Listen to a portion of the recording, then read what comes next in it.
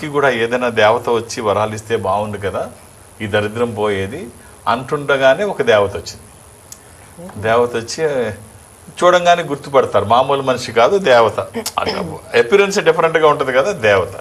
So మీరు అనుకున్నారు కదా దేవతని వచ్చాను, సరే మీకు 3 వరాలు ఇస్తున్నాను, ఈ 3 వరాలు సార్థకత చేసుకోండి, ఈ 3 తర్వాత ఇంకా ఏమీ ఉండదు, ఏం చేసుకున్నా ఈ 3 కోరుకోండి అని చెప్పి వెళ్ళిపోతుంది.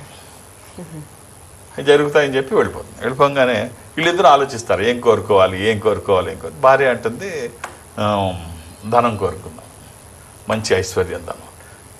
ధనంతో ఏమవుతుంది పిచ్చిమొక్కమా, ఆరోగ్యం బాగోకపోతే ధనం ఉన్న ఉపయోగం ఉండదు అంటే, ఆరోగ్యం ఉండి ఎంతకాలం ఉంటే ఉపయోగం ఏంటి, కాకిలాగా 100 ఏళ్ళు ఏమీ లేకుండా.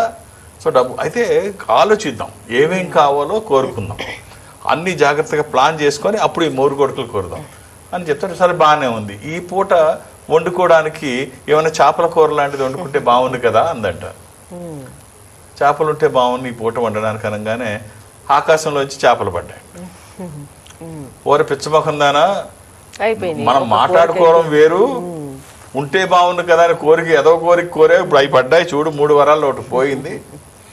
దిక్కుమాలిన కోరికలు నువ్వును ఆలోచించుకుంటే ఈ కోరికలు ఏంటి, ఇంకా నయం నీ మెడలో అది హారంగా కోరుకున్నావు కాదు, చేపల కంపితే చచ్చేవాడిని అని అనగానే హారంగా మారిపోయింది.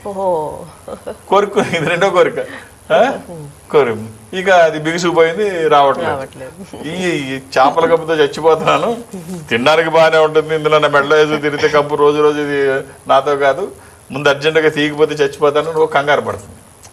ఏం చేయాలి, 2 వరాలు అయిపోయినాయి, ఇవి అలా ఉంచి బతకలేరు, తీయక తప్పదు. సో 3వ వారం తప్పనిసరిగా కోరుకొని సరే అది మెడలోంచి బయటకు రావాలని 3వది కోరుకుంటారు, వచ్చేస్తుంది. 3 వచ్చిన వరాలు వ్యర్థాలు అయ్యాయి. అంతకుముందు ఏం చెప్పాడంటే, డబ్బు నా దగ్గర ఉంటే చూపించామని, ఎవరికి సరిగ్గా డబ్బు ఉపయోగించుకోవడం తెలియదు, వస్తే ప్లానింగ్. ఇప్పుడు అవకాశాలు రానంతసేపు చాలా మంది ఇలాగే మాట్లాడతారు, వచ్చిన తర్వాత సద్వినియోగం చేసుకోవడంలో విఫలమవుతుంటారు. సో అవకాశాలు భగవంతుడు ఎవరికి శాపాలు ఇవ్వడు, వరాలు ఇవ్వడు, అవకాశాలు మాత్రమే ఇస్తాడు. ఈ అవకాశం వీళ్ళు ఎలా అయితే వ్యర్థం చేసుకున్నారో అలా వ్యర్థం చేసుకోకుండా అవకాశాలని ఎవరు అందిపుచ్చుకుంటారో వాళ్ళు ముందు వరుసలో ఉంటారు. కాబట్టి అవకాశం మీ చుట్టూ అవకాశమే ఉంటుంది, అవకాశాలను అందిపుచ్చుకోవడానికి ట్రై చేయండి.